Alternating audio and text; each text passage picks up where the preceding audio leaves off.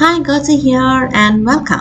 മീനുകൾ നമ്മൾ എല്ലാവരും തന്നെ പൊരിച്ചെടുക്കാറുണ്ട്. പെർഫെക്റ്റ് അല്ല എങ്കിൽ തന്നെ ഷാലോ ഫ്രൈ ചെയ്യാൻ നേരം ഒരു മീനിന്റെ എല്ലാ ഭാഗങ്ങളും എങ്ങനെയാണ് കുറച്ചുകൂടെ ബെറ്റർ ആയിട്ട് പൊരിക്കാനും ബാക്കി ചില കാര്യങ്ങൾ ഏത് പാത്രങ്ങളാണ് കൂടുതൽ അനുയോജ്യം എന്ന് കാണാം. ഇത് മനസ്സിലാക്കാനായിട്ട് നല്ല ഒരു ഉദാഹരണം എന്ന് പറയാനായിട്ട് നമ്മുടെ ഫിറ്റ് ബോഡിയായ കരിമീൻ തന്നെ ആയിക്കോട്ടെ.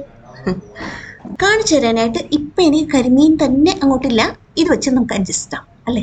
ഇവനെ ഒന്ന് വറുത്തെടുക്കണമെങ്കിൽ പാത്രത്തിന്റെ ഷേപ്പിലേക്ക് നീ ഇങ്ങോട്ടൊന്ന് ഇറങ്ങി വാടാ മോനെ എന്ന് പറഞ്ഞ അവൻ വരും. അവന്റെ ഷേപ്പിലേക്ക് ആ പാത്രം അങ്ങോട്ട് കയറി ചെന്ന് മുട്ടി തിന്നെങ്കിലേ അവന്റെ എല്ലാ ഭാഗവും ഒരുപോലെ നമുക്ക് വറുത്തെടുക്കാൻ പറ്റുള്ളൂ. ചെറിയ കഷ്ണങ്ങളാക്കി മുറിച്ചാലും അതാണ് ഞാൻ ഉദ്ദേശിച്ചത്. ഇപ്പൊ മനസ്സിലായല്ലോ? come on, let's continue. പിന്നെ അതായത് എണ്ണക്കകത്ത് അങ്ങോട്ട് കിടത്തി കുളിപ്പിച്ച് വറുത്തെടുക്കുന്ന കാര്യമല്ല നമ്മളിവിടെ ഉദ്ദേശിക്കുന്നത്. ഷാലോ ഫ്രൈ, കുറച്ച് എണ്ണ ഒഴിച്ച് പൊരിച്ചെടുക്കുന്ന കാര്യമാണ് നമ്മളിവിടെ ഈ വീഡിയോയിൽ ടോട്ടലി ഉദ്ദേശിക്കുന്നത്. Okay, come on, let's continue. ചില കനം കുറഞ്ഞ പച്ചക്കറി, ഇറച്ചിയും മീനും ഒക്കെ ഞാനും ഇവിടെ ദോശക്കല്ലയിൽ അങ്ങോട്ട് നിരത്തി വെച്ച് അങ്ങോട്ട് പൊരിച്ചെടുക്കാറുണ്ട്. പക്ഷേ കനം കൂടിയ മീൻ കഷ്ണങ്ങളാണെങ്കിൽ പുറത്ത് മൊരിഞ്ഞിരിക്കുകയും ഉള്ളിലേക്ക് വേവ് കുറഞ്ഞോ അല്ലെങ്കിൽ വേഗാണ്ടും ഇരുന്നത് വരും. അല്ലെങ്കിൽ വേവിക്കണമെങ്കിൽ അത് അത്രയും കൂടെ കുറച്ചും കൂടെ കൂടുതൽ നേരം വെക്കേണ്ടി വരും. കാരണം ഇതിങ്ങനെ മലന്ന് തുറന്നിരിക്കുന്ന ഷേപ്പായത് കൊണ്ട് തന്നെ.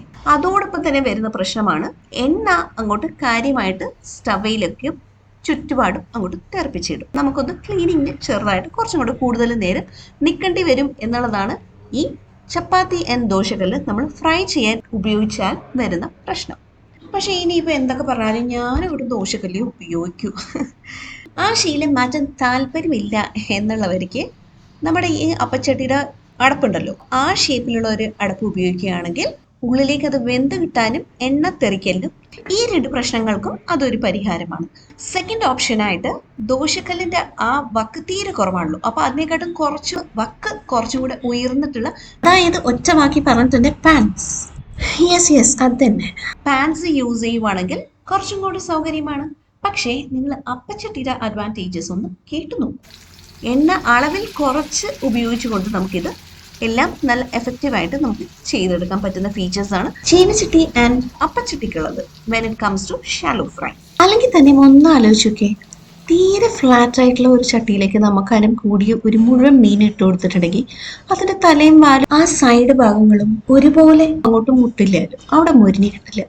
ഞാൻ ഉദ്ദേശിച്ചത് പൾക്കോ എന്നുള്ള ആ റോഡിലത്തെ കുണ്ടും കുഴിയും ഏതൊക്കെ ഷേപ്പിലാണോ ആ ഷേപ്പിലേക്കൊക്കെ അതിന്റെ ദിശ അങ്ങോട്ട് ഒഴുകി മുട്ടിക്കിടന്നോളും എന്ന കണ്ടീഷനിലുള്ള ഒരു മീനല്ല കേട്ടോ.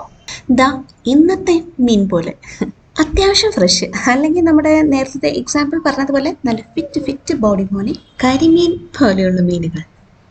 അതേസമയം അപ്പച്ചട്ടി ആ മീനിന്റെ സൈസ് അങ്ങോട്ട് അതിന്റെ തലയും വാലും ഭാഗം ഔട്ട്സ്റ്റാൻഡിങ് അല്ല എങ്കിൽ നല്ലവണ്ണം തന്നെ ആ ചട്ടിയെന്ന് അങ്ങറ്റം മുതൽ ഇങ്ങറ്റം വരെ, അതായത് തല മുതൽ കാല് വരയ്ക്കും, തല മുതൽ വാല് വരയ്ക്കും അത് ചട്ടിയിൽ മുട്ടി തന്നെ നമുക്ക് ഷാലോ ഫ്രൈ ചെയ്തെടുക്കുവാണെങ്കിൽ നന്നായിട്ട് തന്നെ മൊരിഞ്ഞ് കിട്ടുകയും ചെയ്യും.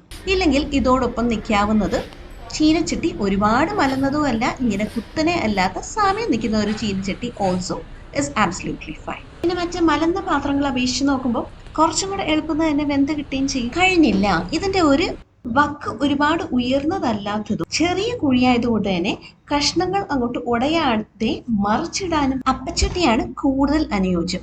പിന്നെ ചട്ടിക്ക് ഈ മയം എന്നുള്ളൊരു ഘടകം വളരെ പ്രധാനമാണ് എന്നുള്ളൊരു കാര്യം അറിയാലോ. ചെറിയ മീനുകളാണെങ്കിൽ non stick is also okay. കനം കൂടുന്തോറും എനിക്ക് മറ്റേ ഇരുമ്പ് ചട്ടി തന്നെയാണ് ഇഷ്ടം. പിന്നെ ക്ലീനിങ്ങും കുറവ് എണ്ണയെ പുറത്തേക്ക് തെറിക്കുകയും ഉള്ളൂ. എന്ത് പറയുന്നു? am I right or am I right?